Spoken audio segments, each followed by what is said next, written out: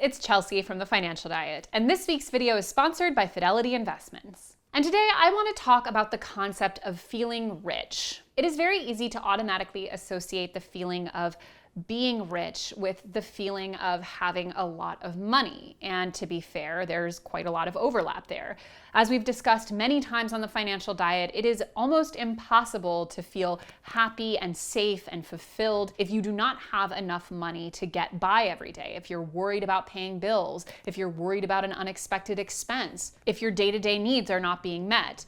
It's going to be very, very difficult to build on that, let alone to experience daily positive emotions. And it is very easy for people to dismiss those very real economic concerns with glib phrases about how money doesn't buy happiness. In many ways, that's just simply not true. And without enough to meet your basic needs and to provide you a bit of security and stability, it is going to be very hard to feel happy. But that being said, as we've also discussed many times on The Financial Diet, increases in income do not always correlate to increases in feelings of fulfillment, satisfaction, happiness, etc. There are many, many interesting data points around how the wealthiest amongst us also often tend to work the longest hours, which is ironic when you consider that one of the most precious and valuable resources that money can allow you to buy is time. But because of the status games that many of the wealthiest tend to get themselves involved with, and their main source of validation coming from their professional achievements and their income, it's easy to see how you can get trapped in a cycle of constantly wanting more in terms of compensation. It's also easy to see how things like lifestyle inflation can keep people on a hamster wheel where more money does not actually lead them to live a better life. We've all seen those viral articles about how couples earning $500,000 a year are finding themselves living paycheck to paycheck because their spending habits are meeting or sometimes exceeding that insanely high income.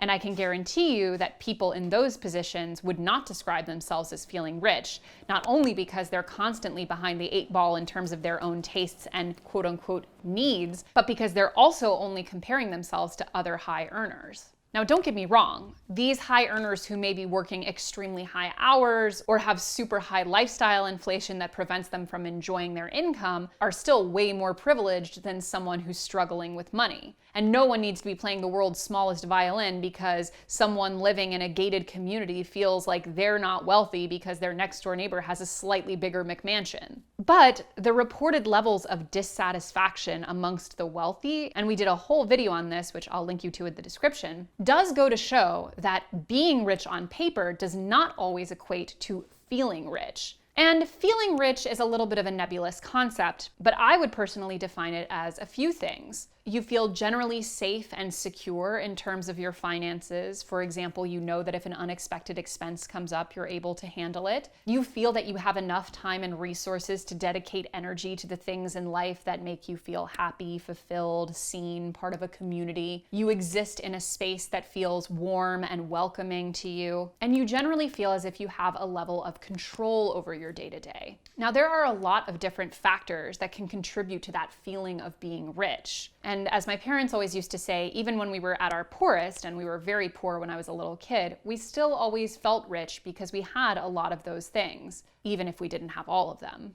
I want to talk in this video about how we can create some of that feeling of being rich, really at any income. So without further ado, let's get into them. Number one is keeping your home consistently clean. One of the big components in feeling rich is feeling calm and free of chaos. And whether you realize it or not, the state of your home environment actually has a huge, huge impact on that. Yes, psychologically that is demonstrated. Especially now when most of us are spending more time than usual at home, making sure your environment is one that contributes to your overall well-being is incredibly important to being in the right frame of mind. So here are some quick tips for keeping it primed. 1 20-minute daily cleaning and tidying ritual. Institute a 20-minute daily ritual in which you vacuum, clean any surfaces, put away any items that are out of place, wash any loose dishes, etc. You can do this morning or night depending on your scheduling needs. A weekly deep clean. Deep cleaning your home weekly will supplement your daily ritual and ensure that everything in your home feels fresh. Always do the dishes before bed. To create abundance of space, always do the dishes, especially right before you go to bed. Waking up to that mess is just the wrong way to start your morning. So when I'm cooking a meal, I actually do all the dishes and the cleanup before I eat so that when I'm done eating, everything's already clean. Lastly, regularly bathing and grooming your pet if you have one. Our furry friends deserve to be cleaned and groomed regularly, so do not wait until your pet starts to smell to give them a bath. This will also prevent them from inadvertently damaging any of your furniture by the transferal of their dirt and grime. Your pets deserve to be clean and fresh too! And walking around with a well-groomed pup, how rich. Number 2 is avoid clutter. One of those rich feelings is having that abundance of space and organization. And nothing can make you feel less on top of your game than looking around at a bunch of crap that you don't even need and you don't even know where it's supposed to go. But that goes beyond just the daily routine of keeping things clean. You need to also dedicate space to reducing the clutter in your life. And no, that doesn't require going full-on minimalist, but it should be part of your practice. So how do you reduce clutter? You make your bed right when you get up, and it will be over before you know it. And yes, there are many studies demonstrating that this has enormous benefits throughout your entire life. I am someone who always hated making her bed, and trust me when I say that I make it every morning now, and it's really had a positive ripple effect. Next, organize your refrigerator, utility closet, and wardrobe. Organize these spaces so that the items that you use the most are most accessible, and the items you use the least are towards the back. You can also level this up by organizing by category. For instance, in the refrigerator, you can designate different shelves or areas for different types of food, i.e. all the leftovers on one shelf, sauces and spreads are together, etc. Third, have a home for everything. Every item in your home should have a designated place so that you know exactly where that item is. When you're done using an item, always pull it back where it belongs. Even something as simple as having a little shelf or key rings right by the door so everything can have its proper place has enormous benefits. Lastly, take care of your cable management. Cables, wires, chargers, extension cords, all of that stuff can create a feeling of unnecessary clutter. So investing in a couple of cable management boxes and power strips and intentionally organizing all of your cables so they're neat and tidy will always make you feel a little bit more on top of your game. As well as reduce redundancy, because speaking as someone who has somehow like 8 effing iPhone chargers, I wish I had just known where my one iPhone charger was at all times. Number 3. Fully stock your home supplies before you need them. Name me a better feeling than being like, oh no, I'm about to run out of paper towels. And then you open up your little closet or pantry or area where you keep your paper towels and there's like 8 rolls of paper towels in there because you thought ahead. I never used to be the person who would buy in bulk for these sort of items because I just like weirdly was like, why am I gonna buy 8 rolls of toilet paper? I won't need those for years. Surprise, surprise, you need toilet paper a lot more than you think. Things like toilet paper, Ziploc bags, paper towels, toothpaste, shampoo, always having a backup before you need it and never being in a place where you need something and don't have it is not just great for avoiding those unnecessary trips to the store, which can end up costing you in the long run. It's also great for that abundant feeling. You feel so put together. You feel like you're taken care of. You feel like you're on top of your game. Part of feeling rich is having what you need when you need it. And there are so many little moments throughout that day where you can create that feeling for yourself. So making sure that you're stocking up on the things you always need ahead of time is an easy way to recreate that feeling. Number 4, find a color scheme that works for all areas of your life. Now, I'm not one of those people who believes in that like crazy 70s trend about like you have like autumn colors or like whatever those color things were that had like, I don't know if that had like astrological significance or whatever it was maybe for like your complexion. But point being, I don't put that much stock into what color should have meaning for you in your life. But for most of us, there are undeniably colors that, for example, in our wardrobe, we feel good in, we look good in. There are colors in our home that calm us down, that help us sleep, that make us feel at home. Curating a color palette that makes you feel good every day, both in what you put on your body and what you live in, is an easy way to take the things you already have, such as your living space or your wardrobe, and make it work for you beyond just the utilitarian. I often tell people that one of the easiest things that everyone has access to in terms of their living space is simply painting a wall. It suddenly transforms the space because not only does it now have a color that you actually love rather than whatever happened to be in the place when you moved in, it suddenly feels so much more intentional. And nothing looks richer than an intentional space. And beyond that, having a wardrobe in a palette that makes you feel powerful and capable is something that's going to radiate throughout your entire presence. We all know how we feel when we're wearing something that doesn't quite suit us or that doesn't feel good for us, and there's really no reason to do it. I've always known that red is just not my power color, and yet several times over the past few years, I've bought myself a red item of clothing. Every time it was a mistake. never again am I buying red.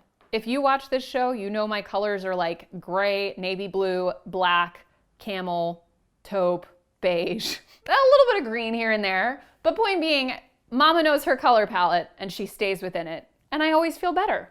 Number 5 is make time for a hobby. Part of feeling rich is feeling proud of how you spend that time because you're spending it intentionally. There is nothing wrong with watching television. I watched a 5-hour marathon of The Real Housewives of New York City the other day because I couldn't watch it while I was out of the country. And trust me, every moment of that was worth it. But you don't want to be in the kind of situation where most nights you come home from work, or I guess you finish work if you're working at home these days, you turn on the TV and several hours later you're pulling yourself off the couch to go to bed and you don't even know where that time went. In order to feel like you have an abundance of time, that time must be allocated intentionally.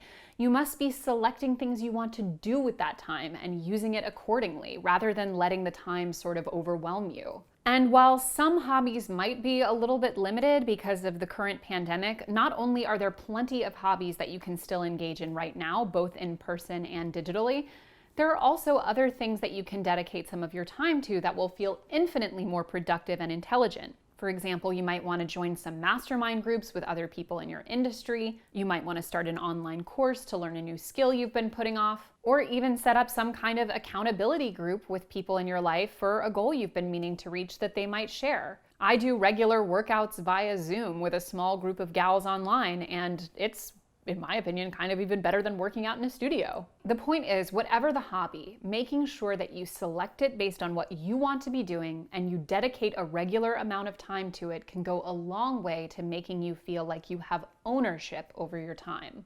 Number 6, find small ways to feel financially empowered. In order to stay afloat, we all need to get control over our money. We need to understand it, we need to be intentional with it, and we need to have an understanding of the choices we're making. Because for most of us, money is finite, so that skill is just necessary. But even for people who might, for example, come into a lot of money, having a lot of it doesn't automatically mean understanding it or having control over it. Many people with money can often feel behind the 8 ball because they're simply terrible at managing it or not paying attention to it. The feeling of richness doesn't come from just having endless piles of cash. It comes from feeling in control of your money. So here are a few small tasks to help you feel more in control and therefore more empowered with your money. Set up a regular financial check-in, either just with yourself or with a buddy if you're looking to keep yourselves accountable, where you really go over all the ins and outs of your finances and check in on where you are with regards to your bigger goals. Come up with a realistic budget. Having a budget is always going to be the key to staying ahead of your money and feeling like you have control over it. If you don't currently have a budget you're operating on, or if your budget is out of date, give it a refresh. Work on building up your emergency fund. We can't say it enough here at TFD, but without an emergency fund, it is going to be extremely difficult to get ahead of your finances.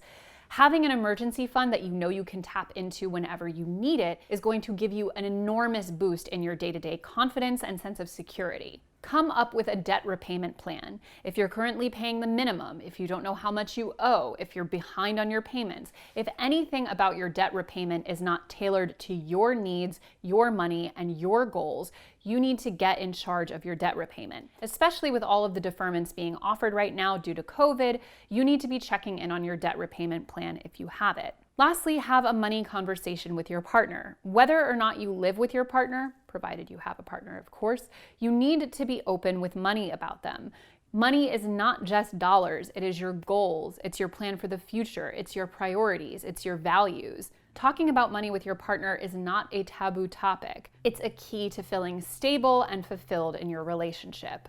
Number 7 is routines, routines, routines. Similar to the way that budgets make us feel in control of our money, routines make us feel in control of our time. Think about all of the little daily tasks that end up eating a ton of your time over the course of a week.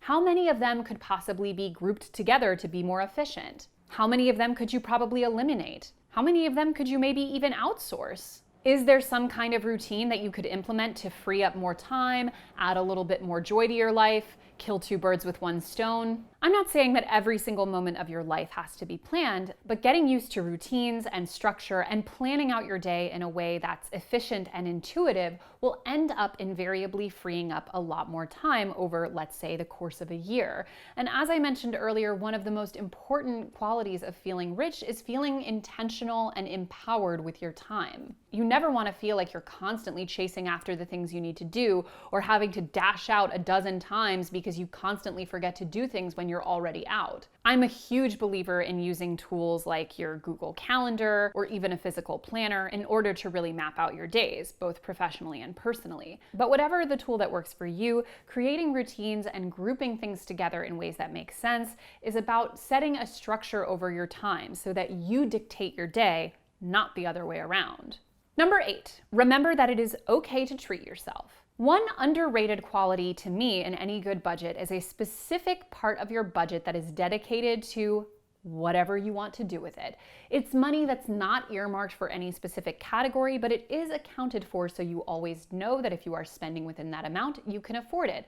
But it's really the amount of money that you're letting yourself surprise yourself with. You could stop for an impromptu lunch. You could take yourself to see a movie. You could buy yourself a book on a whim. Basically, knowing that there is a space within your budget that is allocated to treating yourself as you want to is going to give you that feeling of, hey, if I really want something, I know I can afford it. Obviously within reason. And it also allows you to enjoy that item without feeling guilt because it's going above and beyond your budget. Even in the most stringent budgets, there needs to be that little amount allocated. Even just $25 a month can make a huge difference. And especially if you are on something like, let's say, an aggressive debt repayment plan, having built-in treat yourself moments is a key item to helping keep you motivated in the long term. Life needs to have some frivolity and some excess. Planning for that is the way to gain ownership of it because you're never going to force yourself to completely eliminate it. Number 9 is practice gratitude. Now, this is something that I often struggle with in my own life because I'm someone who, as I've mentioned before, has a habit of living in a projected future and therefore often doesn't feel all that grounded in what's happening right now. But as this year has essentially robbed us of the concept of a future, I've had to get a lot more acquainted with the idea of living in the present. And part of that is being incredibly grateful for what you have at the moment. I spoke earlier about the tendency amongst the wealthy to be in limited social groups that self-compare, and that's very true when it comes to the concept of gratitude. If you make $1 million a year but feel constantly envious of your neighbor who makes $5 million a year, you're not going to feel rich. However, if you make not even a tenth of that, but you have enough money to cover your needs, you're able to save a bit, and you're able to spare up some time for the things that you love to do, you're going to feel infinitely more satisfied and in many ways more rich than that person. So how do you work on getting to a place where you're more cognizant and appreciative of what you have? You incorporate a gratitude practice into your everyday routine the way you would, let's say, a workout. In a journal or your calendar or even a notes app, take the time every day to write down one thing that you're grateful for and why you're grateful for it. Because it's not just about appreciating the things in your life that are bringing you fulfillment, it's about connecting with why those things are fulfilling for you. Because maybe by more deeply interrogating why certain things are bringing us more joy, more fulfillment, more security, we'll be more cognizant about seeking out more of those things. And by forcing ourselves to take stock of what we have, we're also less likely to constantly be impulse spending on things to give us what we don't. Going on a temporary shopping freeze, for example, to shop your own closet for a season, doesn't just force you to save money, it also forces you to become more creative and more grateful with the things that you already have. I did a 1-month challenge once where I had to wear outfits from my own closet that I'd never assembled in that way before, and I was pretty surprised at how new all of my items felt when I was simply using them in a different combination than I usually did. I went from feeling bored with my wardrobe to feeling grateful for it. And there are so many ways to integrate that into your daily life. At the end of the day, feeling rich is above all about feeling intentional. You have control over things. You're deliberate about things. You have a sense of security. You have a sense of calm. Things have their place. You have your place. And you're grateful for what you have. Obviously, this is going to be very inaccessible if you are struggling financially on a day-to-day basis and not able to meet your basic needs. But just because you're meeting those basic needs doesn't necessarily mean you're going to take that extra step into feeling rich. Incorporating a more deliberate and more mindful practice into everything you do, not just your money, is a huge part of getting from A to B. And as I mentioned, this video is sponsored by Fidelity Investments, and they are here to help you reach your savings goals. And if you're looking for an easy way to finally start investing what you save, check out Fidelity. So as always, guys, thank you for watching, and don't forget to hit the subscribe button and to come back every Monday, Tuesday, and Thursday for new and awesome videos. Goodbye.